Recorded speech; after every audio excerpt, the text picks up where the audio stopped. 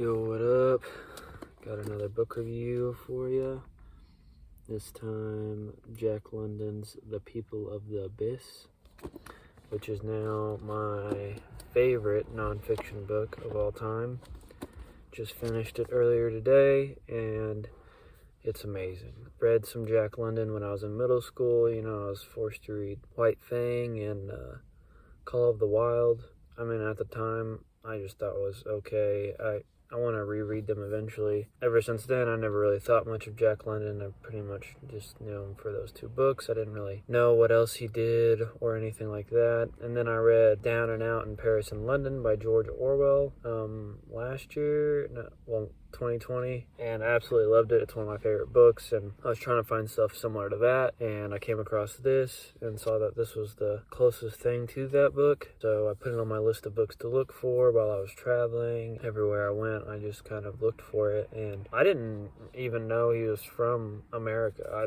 With his name being London, I just always assumed he was English, but he's not. He was born in San Francisco on the West Coast. So once I got in that area, I just saw his name all over the place. I finally came across this around there. I haven't really seen it since. This is kind of a more rare copy. I know you can get it online, but this was published in 1982. Well, this copy, it was originally published in 1903. This edition was published in 1982, and they only did this was the second round of 1,000 copies. So this publisher at this time only published 2,200 copies of this. So not that many. If it wasn't for that one time that I came across this, I wouldn't have gotten it. And I really didn't want to write in it. I read the first chapter, and I was just I just can't do it. I have to write in it. I have to write in it. So I kind of felt bad for doing that, but it's not like it's a super old version. It's not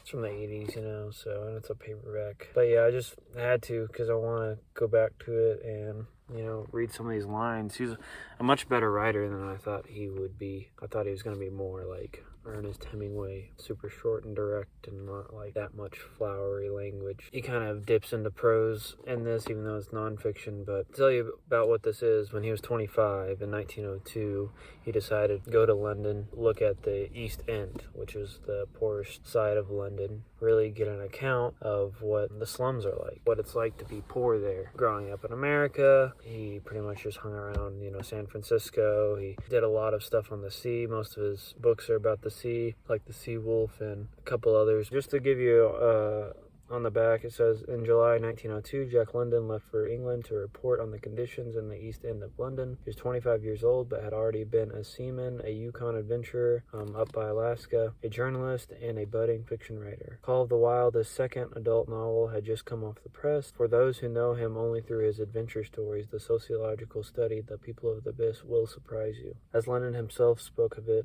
of all my books on the long shelf, I love most People of the Abyss. No other book of mine took so much of my young heart in tears as that study of the poor. London takes us on a general wandering of the streets, to doss houses, workhouses, visits with families, and with workers thrown out by old age or illness. London's observations of the ill treatment of the poor causes him to compare Western civilization. He draws the logical conclusion that the crimes against property, such as stealing food, were punished more severely. This is Jack London at his best, with a powerful statement of outrage and the reporter's commitment to describing how the people of the abyss lived during the apex of the British Empire. Working class literature, I think that's kind of my realm that I really want to explore. And with that, comes kind of drug literature. I'm more drawn to the working class writers. This fascinates me much more, especially when a lot of the stuff is overlooked and wasn't written about. So he goes really in depth. Each chapter is like a day's worth of adventures, a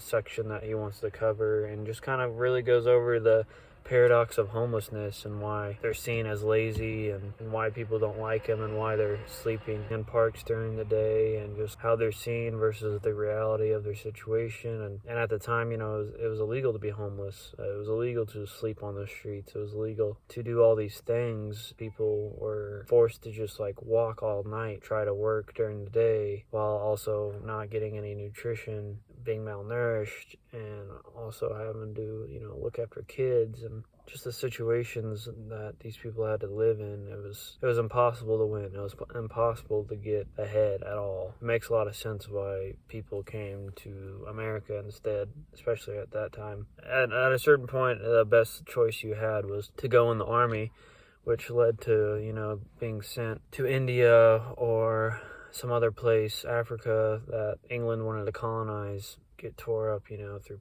PTSD or other injuries, or even just like make it back okay physically and still just being treated like crap and not being able to get anything done. All these people stuffed into one room. Nothing's clean. There's sickness everywhere. There's bugs everywhere. There's rats everywhere. People are not even being able to afford to bury their children and having to leave them in their rooms with them. Like, just complete horrors of living. And if you want to understand homelessness more, if you want to understand, because not much has changed really. Like it was kind of crazy to me. Like, I was around a lot of homelessness when I was in Denver, and I lived right by the Capitol. Kind of got taken over by homeless people, but yeah, it's just like not much has really changed in the last 120 years. It's insane. It was a really hard read. I could only read about 20 pages at a time because so much was in it, and it was just so much to take. And I mean, it's heavy stuff, don't get me wrong. Like, it's difficult, but it's something that I feel like everyone should read. It's important.